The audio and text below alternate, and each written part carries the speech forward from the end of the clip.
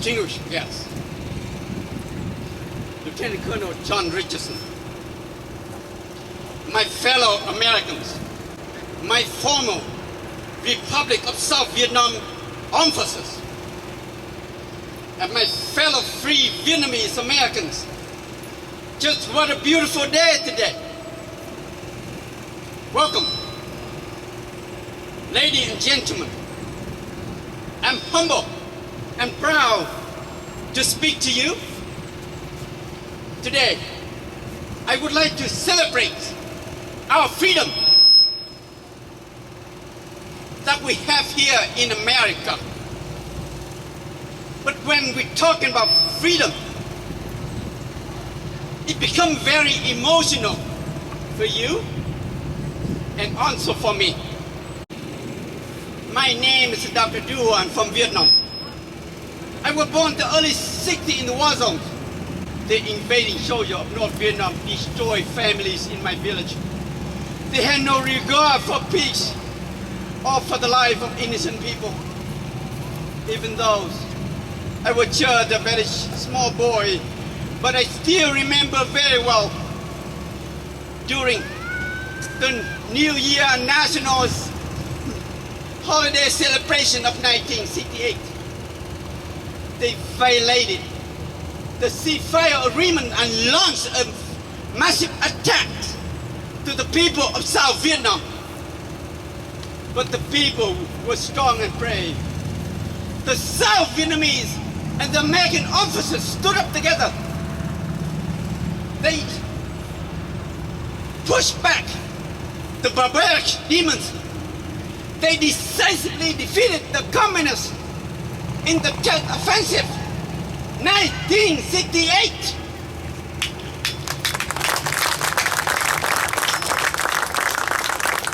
Then came the darkest day in our history of April 1975. The North Vietnam Army launched a massive full-scale invasion with more than 200,000 troops that brought the collapse, the fall of Saigon, the historic disaster for the South Vietnamese people. South Vietnam have fallen into the hand of the communists. We had lost our country.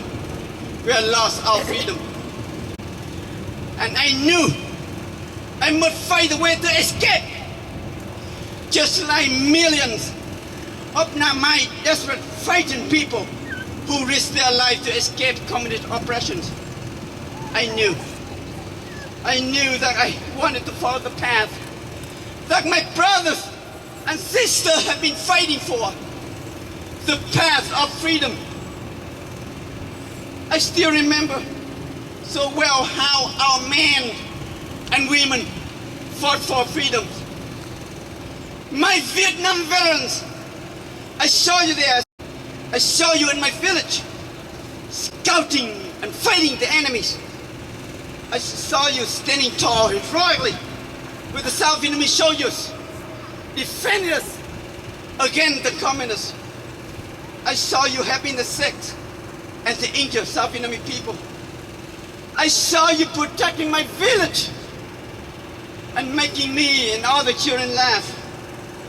You brought the freedom and security to my village. You are our angels. Seem to love my village. I tried to follow your path, but the path didn't come easy for me. I risked my life trying to escape with 11 attempts before I finally made it out to the ocean. But the danger did not stop there. Our tiny boat was crowded with 102 desperate people. We sailed for 5 days and nights in the deep sea with strong winds and big waves. And this tiny, unworthy watercraft did not reach our destinations. We were lost. Water and food running out. Fuel almost gone. And worse storm was about to come. People on the boat knew we were facing imminent death.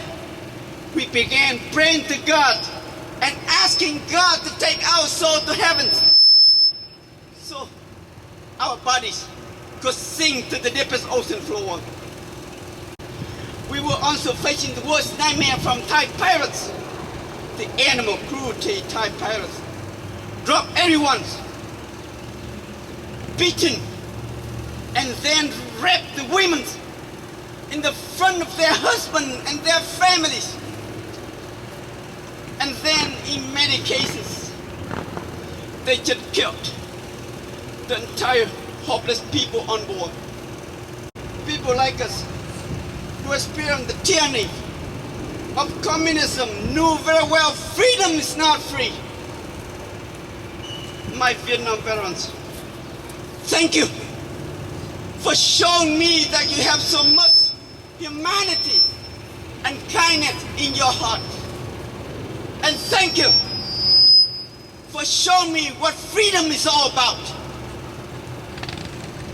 I knew I was blessed to have a place to escape to. That place called the United States of America. The last stand on earth. But I came here not just to say thank you. I came to tell you that in December 1987, I was very proud to become one of you.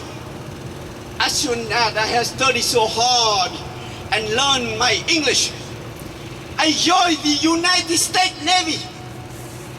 My dream came true. I was so proud and happy to serve my new country on the magnificent aircraft carrier USS America. What a beautiful name! My Vietnam veterans, I saw you there and thank you. I couldn't thank you enough. It's more than 58,000 of American officers on these sacred walls, and then nearly 300,000 of South Vietnamese officers have given their ultimate sacrifice in fighting the freedom of Vietnam. There were more than 662 American prisoners of war in the Vietnam War. But how could you ever begin to imagine what our POWs courageously endured? The cruel treatment of the communists of Vietnam. And there are still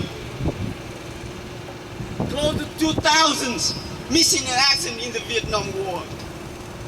Decades have passed, but the agonies are still with their families.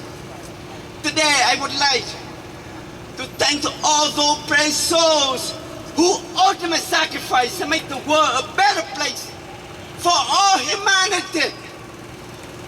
To all American veterans and families, thank you!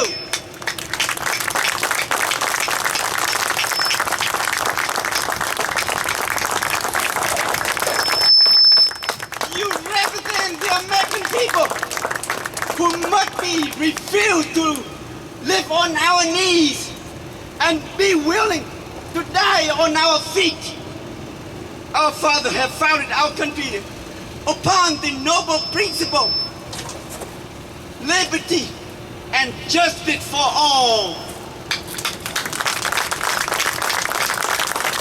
My Vietnam veterans, when the war was escalating with the huge expansion of communism, of the Red China and the Soviet Unions, many of our young men and women enlisted to the officers. I'm sure you still remember so well the day you said goodbye to your mom and dad and headed to the country you knew nothing about. Our Vietnam veterans were the men and women of their times. You show that you put your country first and enjoy this noble cause. Our Vietnam veterans, you gave your energy, your faith, your devotion to this endeavor, freedom for all. You understood the cause of freedom and fought for this noble cause. In spite of the great dangers, many of you were blessed to come back home. But you had to take off your extremely proud military uniform when you arrive at your airports. Your cause were questioned. Your patriotism were challenged. You and your bodies were severely condemned, maligned, and vilified. Yet, this sacred memorial wall represents the spirit of America.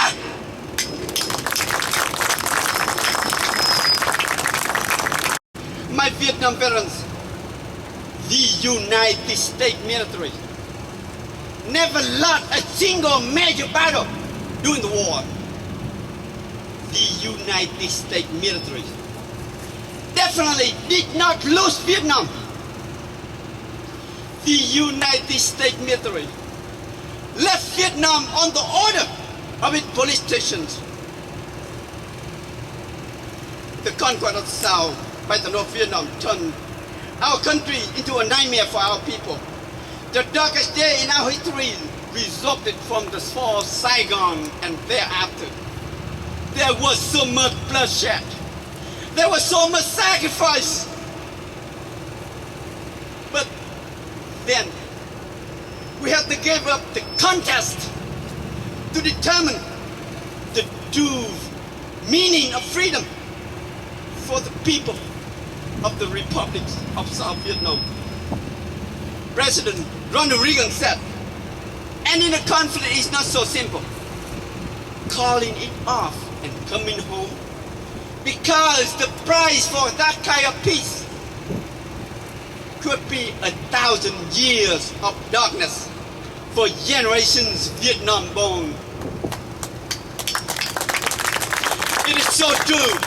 It is so true, and let's be clear. Because the country of Vietnam has fallen into the hands of the communists, there have been no peace and harmony for the people of Vietnam. There have been no freedom and human rights in this country in the last 41 years. The people of Vietnam have been in agonies and darkness. What kind of peace is without freedom? Peace, freedom, and liberty need to work together. Once our Thomas Jefferson said, when the people fear the government, there is tyranny. When the government fears the people, there is liberty.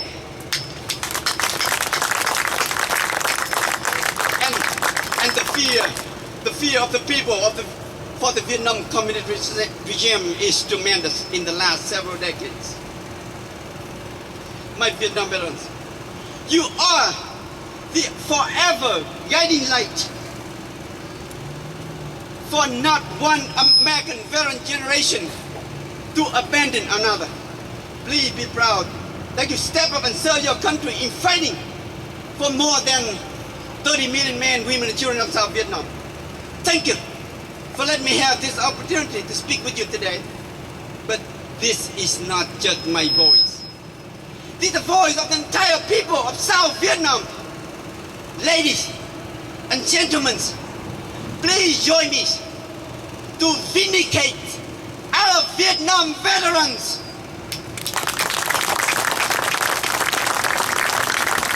We always honor you.